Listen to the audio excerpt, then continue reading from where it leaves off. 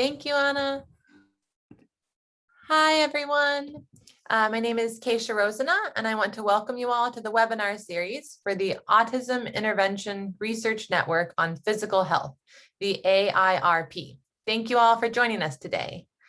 Before we begin, I'd like to address a few logistical details. I'll provide a brief introduction for our speaker, and we'll also reserve time to answer questions at the end of the presentation. Your audio will be muted throughout the call. However, you can submit questions at any point during the presentation via the chat box on your webinar console. The entire webinar is being recorded and will be available on the AARP website, which is aarpnetwork.ucla.edu. There will also be a short evaluation survey at the close of the webinar, and we invite you to provide feedback on this webinar and also to provide suggestions for future webinars. In the interest of time, let's get started. We first want to acknowledge the Health Resources and Services Administration, HRSA, as the funding source for the AARP. Now, it is my honor to introduce the AARP Neurology Node Leader, Dr. Rujuta Wilson. Dr. Wilson is an assistant professor in pediatric neurology and psychiatry at the UCLA David Geffen School of Medicine and the UCLA Center for Autism Research and Treatment. Please join me in welcoming Dr. Wilson.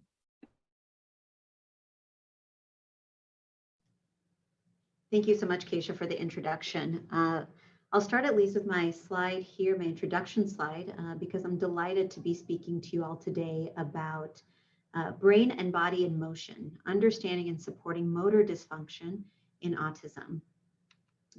Keisha already reviewed the support of the project, and of course, that kind introduction.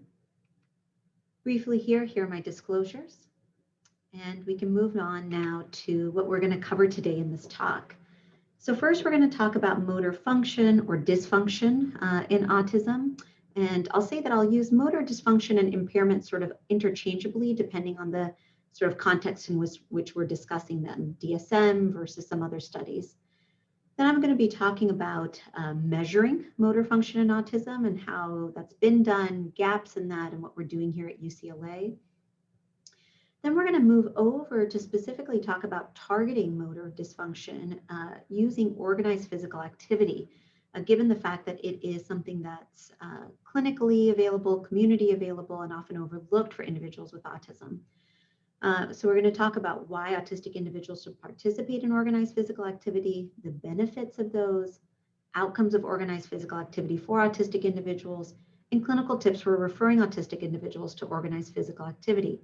I'll also be using OPA as a shortened acronym for organized physical activity. I do also want to say that I will be using person first and identity first language throughout this talk because I refer to some studies that utilize different approaches, but I acknowledge and respect the fact that it is an individualistic preference regarding the use of person versus identity first.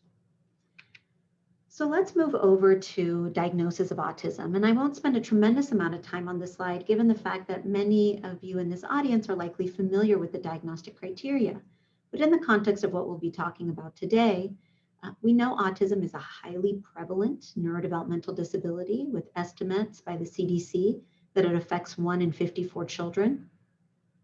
We know that there are core diagnostic criteria focused on social communication impairments, of which you can see here in the top left, and repetitive behaviors and restricted interests, which you can also see here as well. And we also know that there are specifiers that should be used in the diagnosis, including level of expressive language and level of support needed.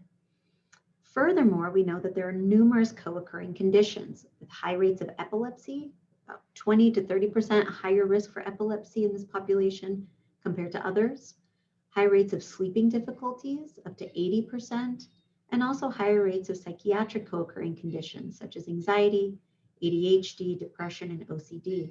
And of course, there's also others, gastrointestinal issues, language disorders, intellectual disability. And what I'm going to focus on today is motor impairments. And in the DSM, these are listed as an associated deficit. And specifically, it's listed as odd gait, clumsiness, and other abnormal motor signs. So a little broad, a little vague, but certainly recognize that this is a common co-occurring deficit. So why is motor function important in autism and in general? Well, motor development is one of the earliest benchmarks of developmental progress and is crucial in driving multiple cognitive processes.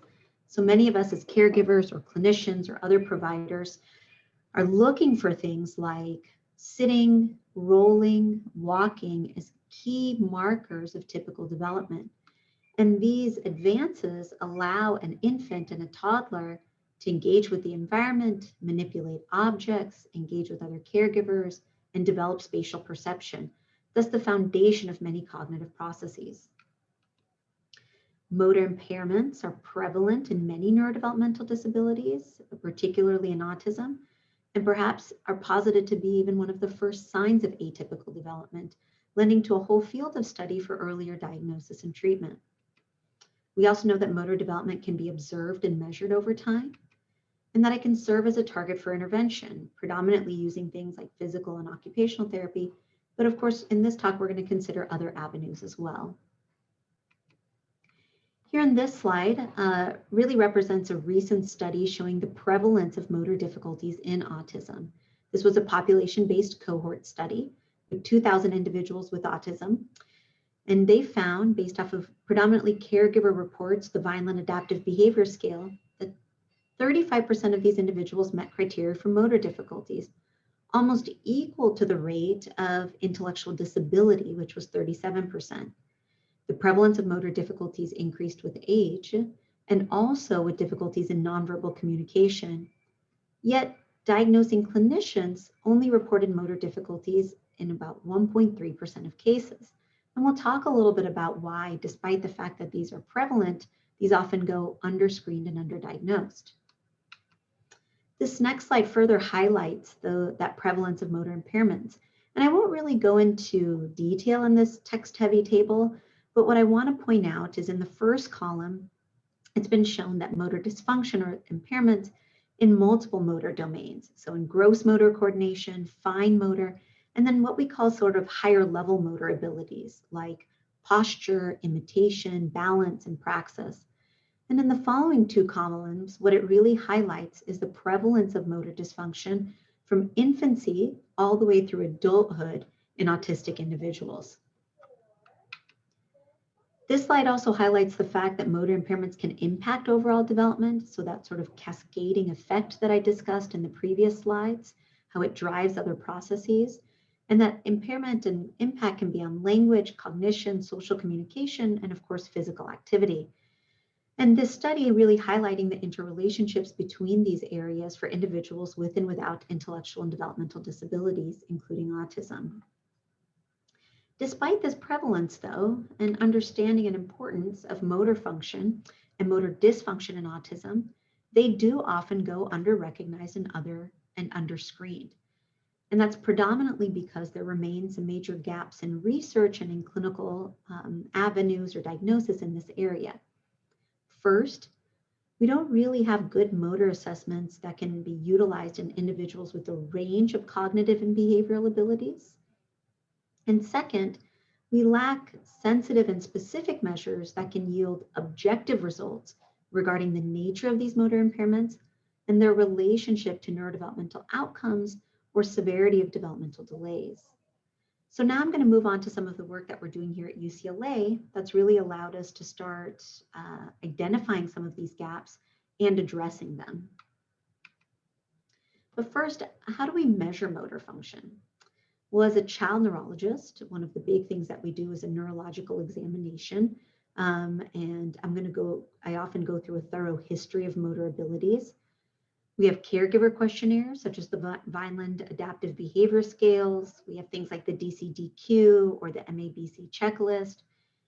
And then, as I mentioned, we have neurological examination, we have standardized developmental assessments, and then we have standardized motor assessments, which often give us view into different motor domains that we discussed earlier.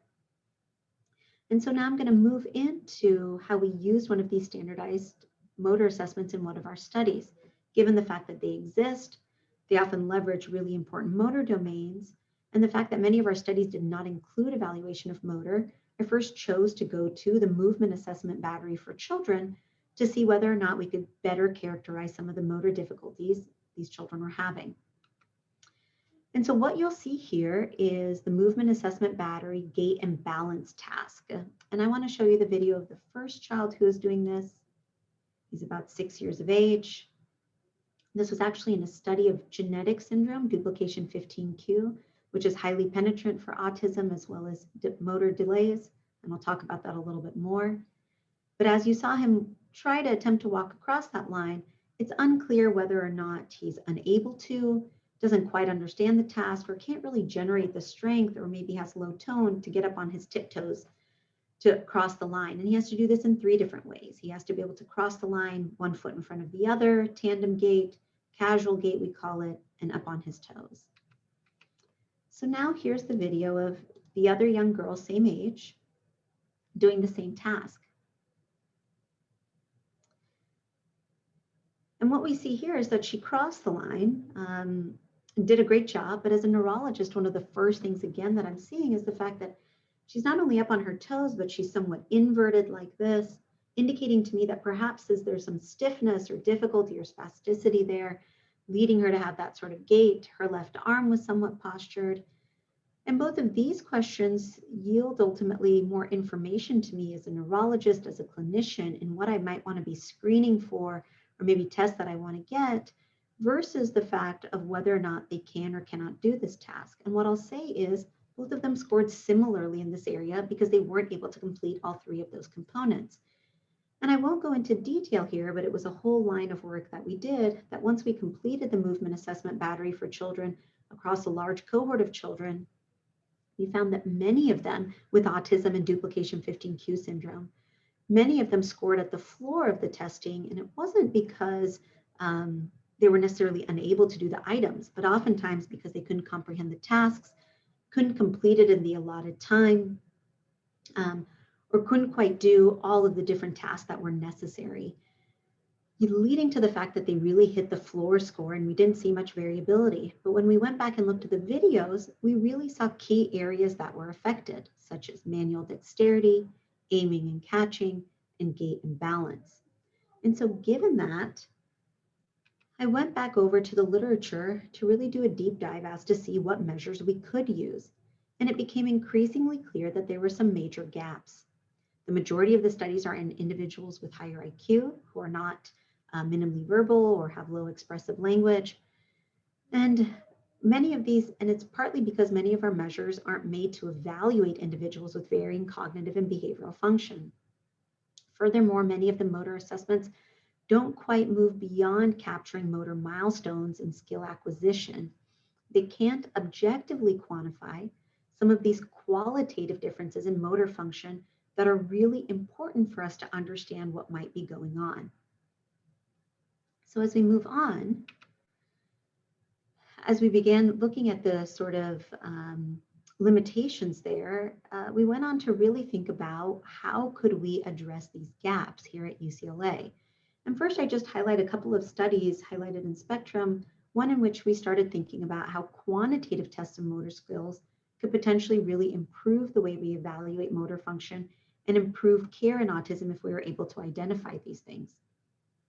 And so as we moved on, I'll sort of highlight, so that I can get to the other portion of this talk, I'll highlight sort of the crux of some of the developmental quantitative measures that we've used and some of the data that we've shown here in terms of better characterizing motor difficulties.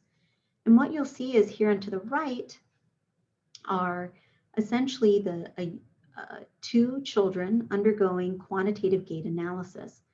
And after a use of a variety of methods, it was really important for me to develop and utilize something that could be used in children and individuals, I should say, because we also do it in adulthood, with autism and varying intellectual and behavioral abilities, and also a test that can be scalable and that can really yield some information in an important domain, motor domain, which is balance and gait, particularly seen to be affected in kids with duplication 15q syndrome and those with what we term in this paper as non-syndromic autism, or individuals with autism without a known genetic condition. And so here to the right, you'll see this gait mat, and this gait mat is composed of 3 layers, and in one of the layers are a series of pressure sensors, which allows us to further sort of detail kinematic and spatiotemporal variables of gait based off of center of pressure that the child uses during walking. This bottom video shows an example of that. And what you'll see down here at the bottom are his footsteps. The green line is his center of mass. And over here to the right-hand side, you'll see what we call the footfalls, the heel to toe and heel to toe. And on the bottom is a cyclogram, allowing us to see sort of double stance to single stance, double stance to single stance. And in utilization of this method, we were able to start quantifying some of the more qualitative nature or features of gait in these individuals. And when we did that study, we were able to study about 39 individuals with duplication 15q syndrome. And we used a age-matched cohort of 20 individuals with non-syndromic ASD to make a comparison of gait, and then of children without autism and without duplication 15q syndrome, or otherwise denoted as typical development. And we looked at 3 important domains of gait that have been looked at the literature in other sort of neurologic, adult neurologic conditions, which are pace, postural control, and variability. And ultimately, in the summation of this work, we found that we were able to successfully evaluate individuals with autism with a wide range of behavioral and intellectual disabilities.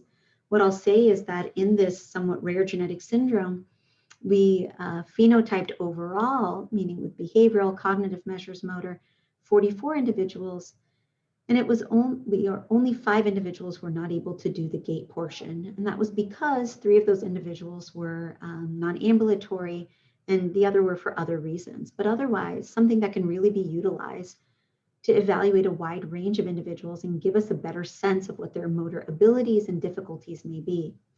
We also found certain features such as poor postural control and variability in gait that were found both in duplication 15q syndrome and non-syndromic ASD, and it allowed us to better understand some of the underlying maybe neurologic mechanisms leading to these issues. And perhaps there is a common deficit or abnormality in cerebellar function, which has been shown in both preclinical models and clinical imaging studies of individuals with duplication 15q syndrome and with non-syndromic autism spectrum disorder. So we've thus then from that expanded this work to numerous other groups of individuals with genetic syndromes highly penetrant for autism, as well as those without genetic syndromes to better understand and characterize gait. We found differences as early as 12 months of age and moving through adulthood. And I highlight this study because it made what I feel an impact even on clinical diagnosis and screening. This was a study, the lead author is a medical student here at UCLA that I work with, Emma Burdikin. And we utilized this quantitative gait analysis to evaluate a cohort of individuals with something called Spinocerebellar ataxia, a genetic syndrome that was largely thought to affect motor, but we were finding that they had a specific neurodevelopmental phenotype as well, particularly presenting with neurodevelopmental disabilities such as autism and intellectual disability. And in our study, utilizing these more quantitative and objective measures, we found that there was a coexistence of ataxia, motor impairments, and neurodevelopmental disorders, suggesting sort of a common role for spinocerebellar pathways in both of these things, so better understanding of what's going on in the brain. And we also found that greater motor difficulties correlated with greater severity of neurodevelopmental diagnosis, even accounting for IQ. So again, going back to the fact that these motor impairments perhaps may really drive some of these other developmental domains. And soon after we published this paper, I received this email. I'm a medical genetics fellow in North Carolina, and I was writing because I read your 2020 paper, this neurodevelopmental and motor phenotype of SCA21 with interest, as I recently saw a child with diagnosis of autism and odd movements. And I'll kind of expand on that email without providing other details regarding the patient, but the thought that at the time that perhaps this was just something that they might see, the child was diagnosed first with global developmental delay, then later the behavioral issues weren't recognized, then diagnosed with autism. And then ultimately genetic testing was pursued due to the fact that she looked more ataxic, and they found this mutation. And I think that's important for us to be thinking about, because as we improve our screening techniques, include individuals across the spectrum with varying abilities, we're going to better understand what the needs are and better be able to provide screening, diagnosis, and treatment. So with that, I'm going to move on to sort of the other half, I should say, or maybe larger component of my talk. I wanted you all to get a sense of sort of the prevalence and importance of motor function and dysfunction in autism, some of the gaps that exist in evaluation and care, and how we're addressing them even through this as director of the neurology node here at UCLA. And now really shifting over to the second half, which is targeting motor function and physical health with organized physical activity. And again, I focus on organized physical activity because it's really a sort of community and clinically available thing that we can do right now to target some of these things. So why should autistic individuals participate in organized physical activity?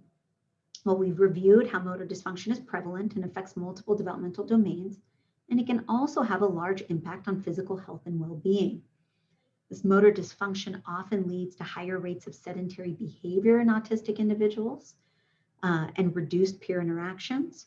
It sort of makes you think, you know, starting maybe at 5 or 6 years of age, if not younger, what's the main thing many of these individuals are doing?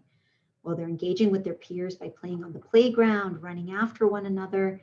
And these are really missed opportunities if this motor dysfunction is not recognized, or perhaps leading to maybe decreased motivation to participate or try to keep up with these kids. And ultimately, that can have a negative effect on both behavior because of the reduced peer engagement and also on health. And from that, knowing that we have studies that show higher rates of sedentary behaviors in autistic individuals where they're not meeting the recommended 60 minutes of physical activity a day for children. We've also found things like reduced bone mineral density leading to higher rates of fractures. There was a large retrospective study done at Massachusetts General Hospital looking at individuals who came, comparing autistic individuals to those without autism, children who came to the emergency department for fractures, and they found a higher rate of fractures, and not only in areas you might expect, arm, leg, but also hip fractures, which is really something that you shouldn't be seeing in children. That's really what we see in the elderly population due to reduced bone mineral density. And we also know that the sedentary behavior can lead to increased rates of obesity, leading to greater risk of other medical comorbidities such as high blood sugar and high cholesterol. These are things that are often already prevalent in autistic individuals, given sometimes the treatments that have to be used for co-occurring psychiatric conditions. So what are the benefits of organized physical activity? Well, we know from numerous studies in adults and children without autism that's done on the rest of the population that there are many benefits of organized physical activity. It's good for the brain, for memory, for cardiovascular health.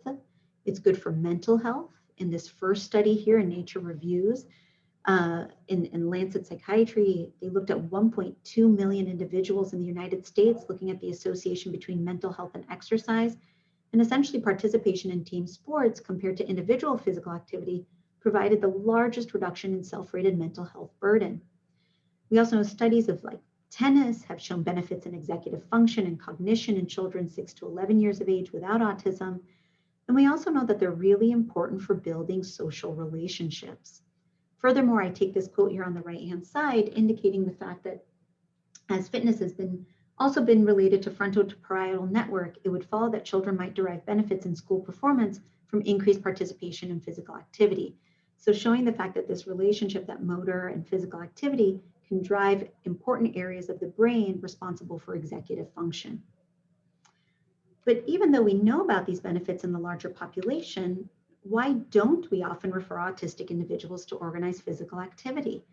Well, one, I've found both anecdotally in the clinic and in research, we often underdiagnose or under-recognize the fact that there can be long-term motor dysfunction.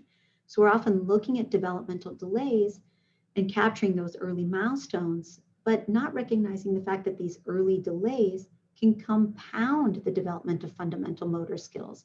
Or as I showed in that earlier schematic, where it can lead to more sedentary behavior and lack of participation, these are fundamental times where kids are learning things like jumping, running, hopping, riding a bike, all of those aspects that are really important for higher level motor ability, like coordination and visual motor control and balance and imitation. Also, we're often unsure about the benefits for individuals with autism. So we know about the benefits in the larger population, but do we really know whether there's benefits within autistic individuals or individuals with other neurodevelopmental disabilities? We may be focused on other therapies like speech and behavioral therapy, which are very important, but a recognition that we need to look at the individual as a whole and understand other areas that can really promote and improve physical health and well-being. Oftentimes, the caregiver, as well as the clinician, might be unsure about the child's ability because the child has never been given the opportunity, I should even say adolescent or adult, to participate in these activities. Thus, that leads to some apprehension, or these programs aren't available. And lastly, I've at least encountered anecdotally some parental concerns given the fact that they're unsure again how their child might participate or whether or not there might be injury from some of these activities. So given some of these gaps or the reasons that we found that we don't refer, we wanted to get a sense about what's happening nationally. What is out there in regard to organized physical activity for autistic individuals? So we were able to work with Spark, a large organization, to not only provide a webinar around these areas, but ultimately conduct a national survey of parents, caregivers, and adults with autism and caregivers of autistic individuals in the United States. And we were excited to see that about 50% of the responses that you show here indicated that there are physical activity or sports programs adapted for individuals with autism and other neurodevelopmental disorders in their community. But also a portion who said that they are not sure or that there aren't any. And this was a total of 344 participants who, again, 174 said yes, 104 said not sure, and 66 said no. So then we asked what type of programs are available. And what I was excited to see here is that there was a range of programs, everything from team sports, such as basketball and soccer, to individualized activity like tennis or yoga. Some activities that involve maybe more physical contact and others more coordination or memorization like dance, and the fact that autistic individuals have participated in these programs. So we were curious to know that how have these programs been adapted? What programs what are these programs specifically doing for individuals with autism? And we'll get to that in a moment, but we then asked, did you see during participation in this physical activity or sports program, did you observe improvements in any of the following areas? And really from the survey, we found improvements across the board. We found not only motor skills, which is great, but also social skills, sleep, which as a neurologist, I know is incredibly important for overall development.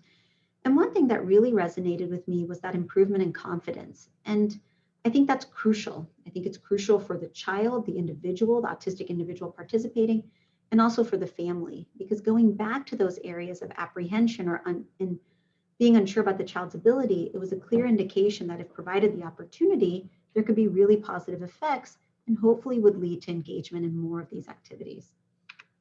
We then asked whether or not these improvements were sustained. So after participation, did you continue to see these improvements?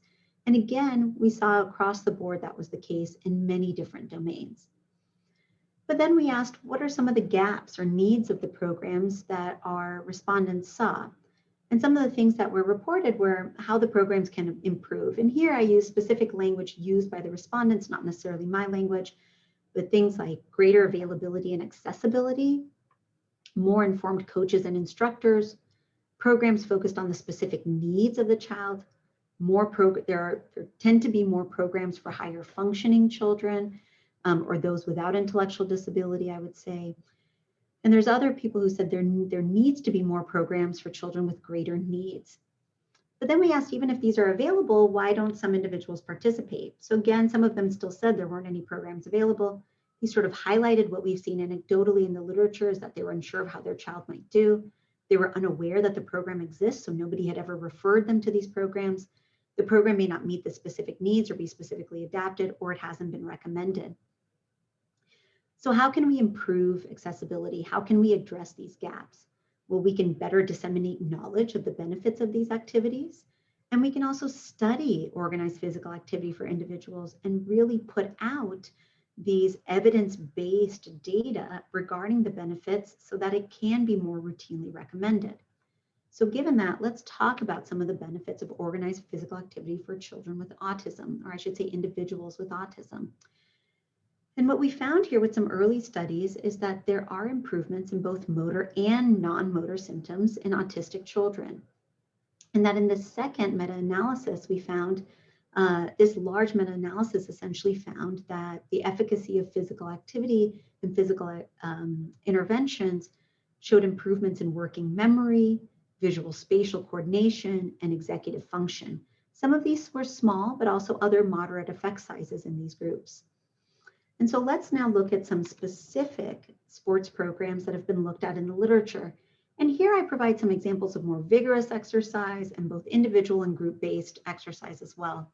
The first one being more vigorous, this study by Toscano et al., which was a 48-week program focused on basic coordination and strength exercises versus a control group. This was children with autism 6 to 12 years of age. And ultimately what they found were an improved lipid profile, perceived quality of life, and an improvement on repetitive and stereotype behaviors. The second study that I highlight is for adults with Down syndrome, which we know also has many co-occurring neurodevelopmental disabilities and autism. And I chose specifically to highlight this one because this is a remote exercise intervention. And in the setting of COVID, we really have to be thinking about those. So these adults were randomized to either 1 or 2 times per week of exercise. And what they found were with 2 times per week led to significant improvement in memory and a non-significant improvement, but still improvement in attention and reaction time.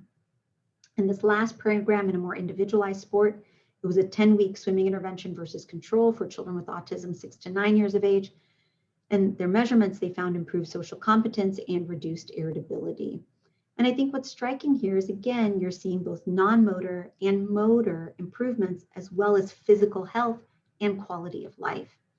So giving these findings in the literature, and the fact that here at UCLA, we're really studying these motor difficulties in autistic individuals and individuals with other neurodevelopmental disabilities, we wanted to study this ourselves to see whether or not we could capture these benefits with validated and standardized methods and really disseminate this information.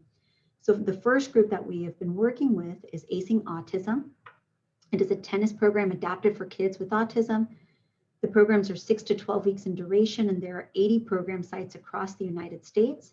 The goal is really to introduce movement and tennis to these children and an opportunity to engage in a program that's specifically adapted for autistic individuals. The first thing that we did was utilize a standardized caregiver questionnaire, which I'll review, and then some surveys to evaluate program outcomes. So first, let me review this aberrant behavior checklist. It's a validated standardized questionnaire, as I noted, that's been used in many clinical trials and intervention studies for autistic individuals, hence the reason why we wanted to use it first as we begin evaluating whether or not there's benefit from the tennis program.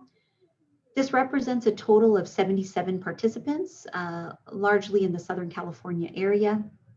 And what we found in these different subscales, such as irritability, social withdrawals, stereotypic behavior, hyperactivity, inappropriate speech, we found that there were improvement in all of these areas. It should also be noted here that there also was some reported decline and no change.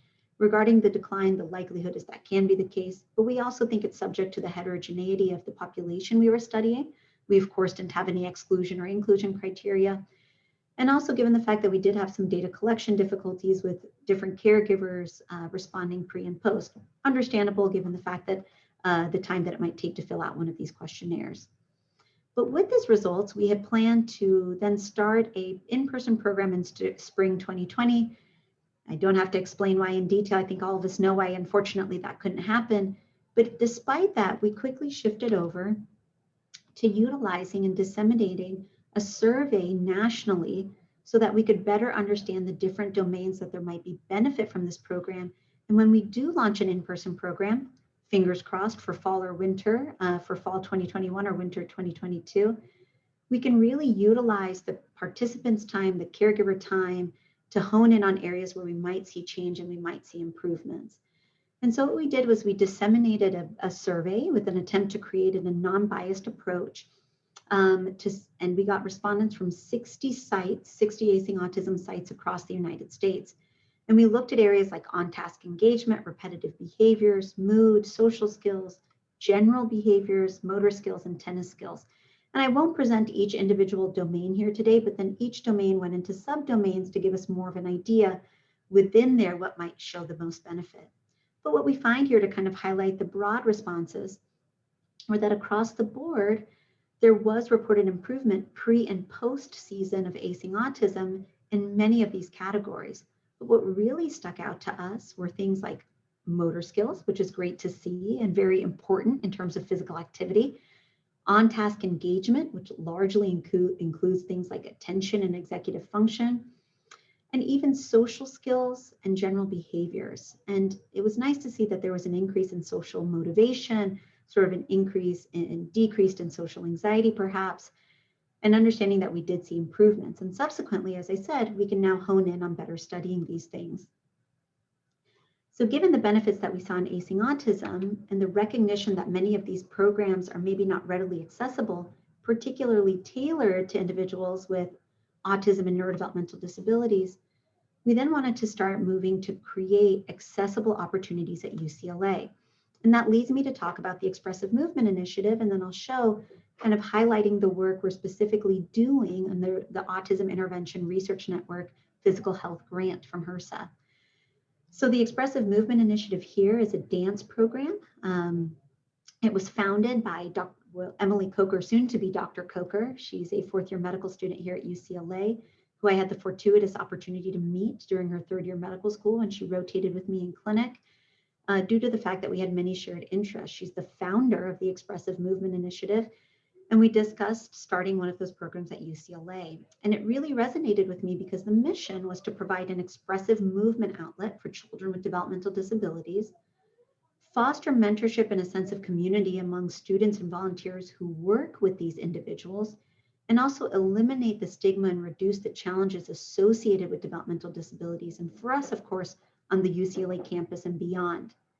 So given this, in 2019, we founded the Expressive Movement Initiative program at UCLA. It's now a fully run UCLA student organization with 50 volunteers, many of those volunteers being developmental disabilities, study majors and minors.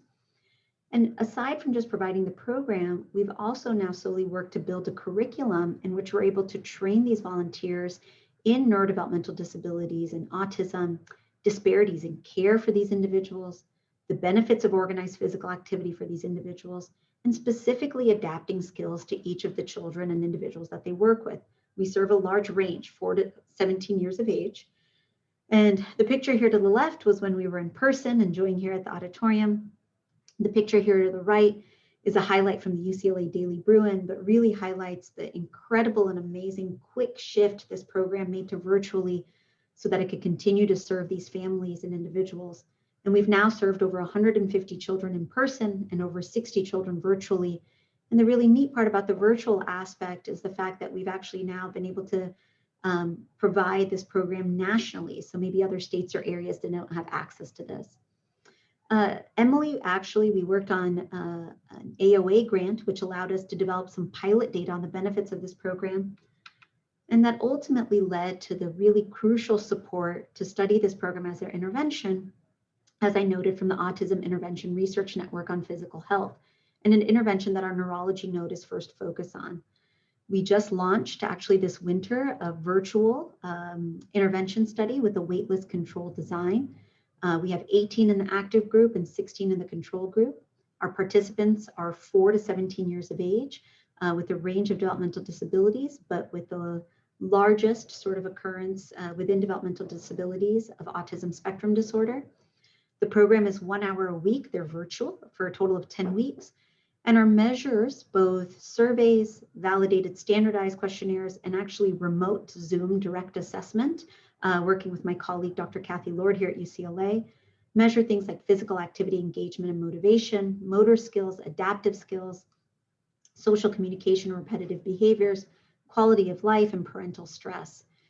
And what we found, I'll kind of say hot off the press, but I don't present here this data because we're actually in the final couple weeks of post data collection, but we've been looking at the early results, and our research coordinator, Tabitha Safari, who very impressively put this together yesterday, we're starting to see improvements actually in areas of motor function, particularly in dynamic sort of balance and movement. And we're also seeing some improvement in social motivation, both nice areas to see in delivery of this program. So my hope is that at the following webinar, I can really present the results in total, and it'll give us a better idea as we move on to the next phase, what we might be able to tailor. So moving on from that to kind of discuss some clinical tips and referral for organized physical activity. As you can see, I highly recommend screening for motor impairments in individuals with autism and other neurodevelopmental disorders, taking a very thorough developmental history. Things like the DCDQ can also be beneficial, or the movement assessment battery checklist. I know earlier in the talk, I talked about some of the limitation of the direct assessment, but the checklist is actually quite comprehensive. Referral to programs adapted for children with autism and other neurodevelopmental differences is important. Recommendation for activities for families that reduce sedentary behaviors. And another thing that I find helpful, whether you're a caregiver or individual, autistic individual on this, or a clinician, is creating a medical profile for the child. So it's something that I do when I work with my families in clinic, because what I found is it makes them feel more comfortable, as well as coaches often, in terms of providing organized physical activity. So describing things like seizures, or whether behavioral difficulties exist, or language level and ways in which you can better communicate with the individual. Here are some resources for adaptive programs and indoor programs. Our Expressive Movement Initiative, as long as we're virtual, we'll be delivering nationally. We do hope to move in person, but have actually discussed keeping a virtual component, given the reach that we've been able to have, and how many families have expressed they would like to continue that so that they can access the program. For Acing Autism, Team Primetime is a more Los Angeles specific resource group that works with LAUSD, and of course the Special Olympics. So with that, I'll go ahead and summarize. We've reviewed today that motor dysfunction and impairments are a prevalent and pervasive co-occurring condition in autism. Both quantitative and qualitative tools can improve identification of motor dysfunction in autism and improve routine screening of motor dysfunction, which is crucial and important for overall care. Motor dysfunction can impact health and physical activity. Thus, thinking about organized physical activity and referral for autistic individuals can be very important for physical health and have improvement in both motor and non-motor areas. And that routine recommendation of these programs should be considered as we build the evidence base and increase accessibility to these programs. So with that, I'd like to thank you all for your time and attention. I'd like to very much thank all the families who generously donate their time and participate in our research. Of course, my collaborators and mentors, the Motor Lab, which without whom would not be able to do any of this work. And of course, our funders, specifically HRSA and the Autism Intervention Research Network on Physical Health. Thank you so much for your time. I'll go ahead and share here, although we might also share at the end after questions. Keisha or Anna, you can let me know. But this is a link to the feedback survey, I believe. Should I go ahead and let you take over? Yeah, perfect. No, you're good. No, you're good. Keep going, Dr. Wilson. That is perfect. I will also drop a link to the survey in the chat. And then we have a little bit of time for questions. If anybody has any questions for Dr. Wilson, please feel free to unmute or to drop them in the chat. Maybe I'll stop share for a moment and then I can pull this back up. Yeah, either one is fine. It's okay.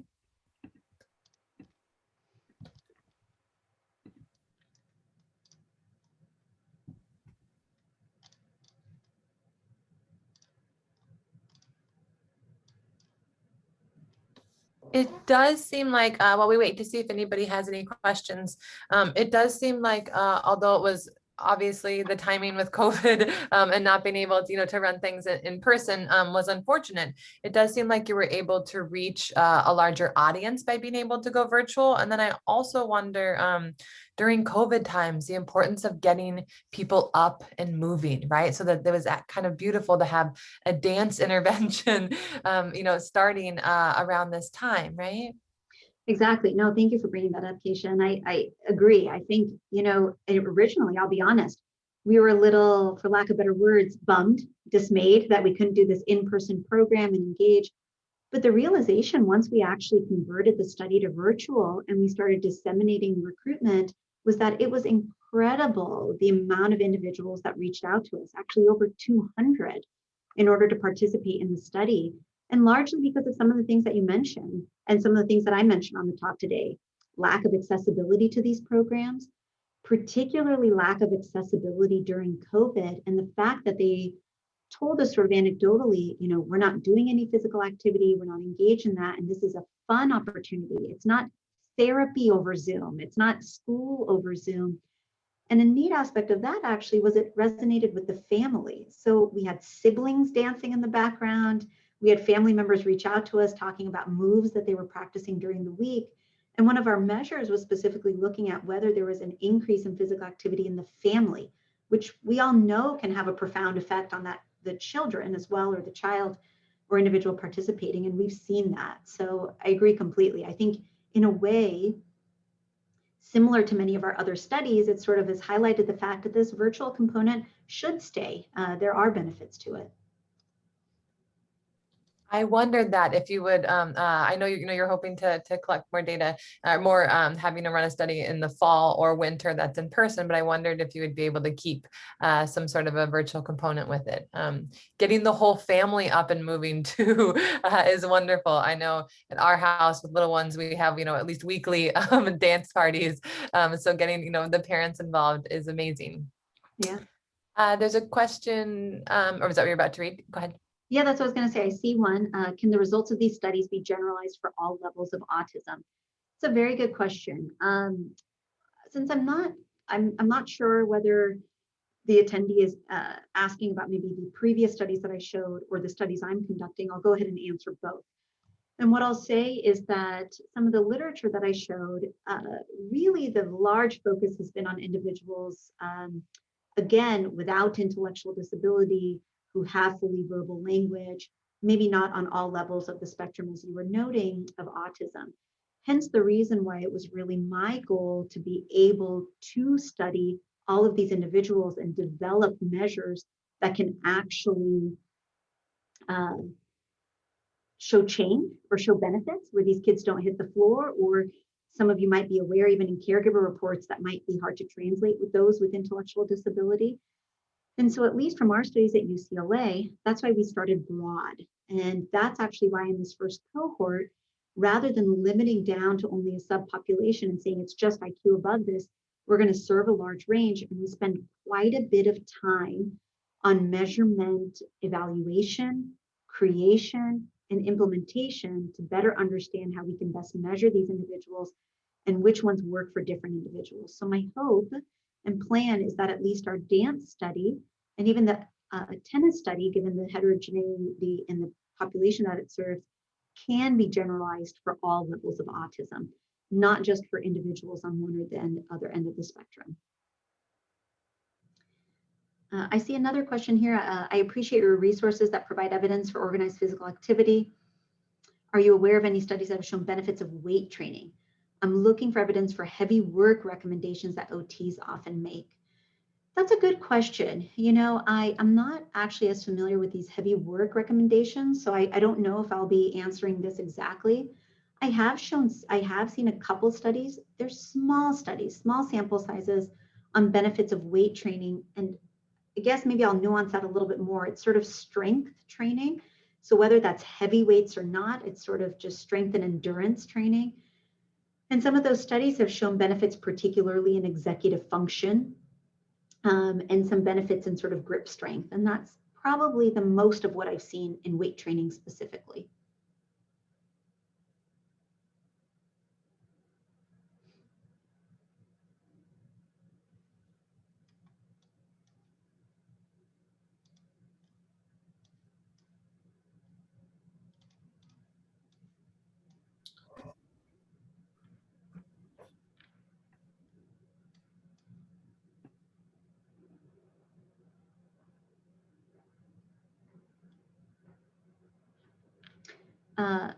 Great presentation. Have you considered, thank you very much, creating virtual programs other than dance for clients who do not like dance, but would benefit from access to programs like this? Good question. Yes, I've thought about it a lot. I've thought about all the different things we can create. It's an excellent suggestion, partly limitation of starting, with time and starting off where we can. But other things, what I'll kind of mention about the dance program is the fact we refer to it as a dance program, but it's really called the Expressive Movement Initiative. And the idea, it does utilize a lot of dance features, but is really to move your body in an expressive way. And given that, what I've thought about other programs being things of moving your body or stretching or having an opportunity to get up and move, that's not rooted in a specific sport or a specific area. So we considered that. We've also considered sort of some yoga techniques and how we can deliver that virtually. Our thought was, as we better understand some of the motor benefits of the Expressive Movement Initiative. So I didn't go into this in detail for this talk, and I probably should have in terms of the format, but I wanted to really show you guys kind of the range of what we were doing, is how the Expressive Movement Initiative is set up. And really what it does is it goes through a series of moves. And in those series of moves, it also goes through free moves, structured moves. It goes through a challenge in which the individual challenges themselves against what they've been previously able to, and it goes through an endurance set. So where they're able to do a lot more of those moves or in greater speed of those moves, could target different areas of physical activity. And as we measured this area, the thought was, okay, if we see benefits in certain areas or certain expression from these individuals who really like those areas or felt it was beneficial for them to particularly do the free versus the not free, then we can start creating this program to be a little bit more tailored to that or to other programs as well.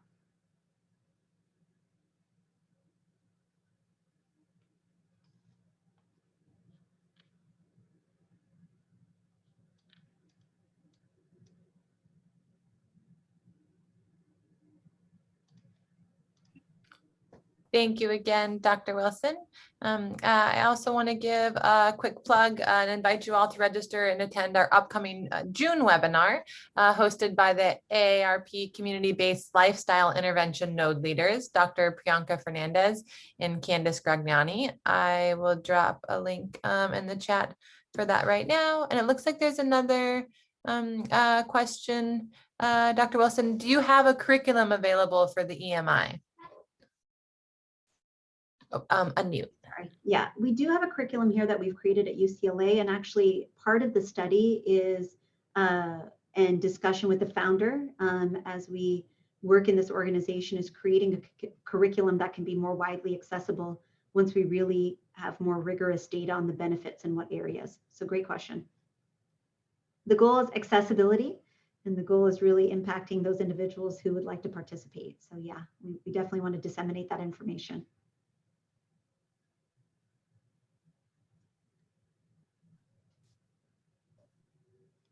It looks like, yep, it looks like we're about at time. Thank you very much, Rujuta, for the information and for answering the questions, which has been very helpful. And thank you again to all of you for attending this webinar. The webinar has been recorded and will be archived on the AARP website. And please take a few moments to complete the survey. Great, thank you very much. Keisha, would you like me to share anything else for the slides for them to have, or you have all the links? Oh, great. Nope, I think you're good. Yep, the slides are posted on the event page, and I also shared a link with everyone at the beginning, just if it was easier for them to be able to go through the slides themselves. But thank you very much. Have a good day, everyone, and happy Friday. It's almost the weekend. Have a good weekend, everyone. Thank you. Thank you, everyone, for your time.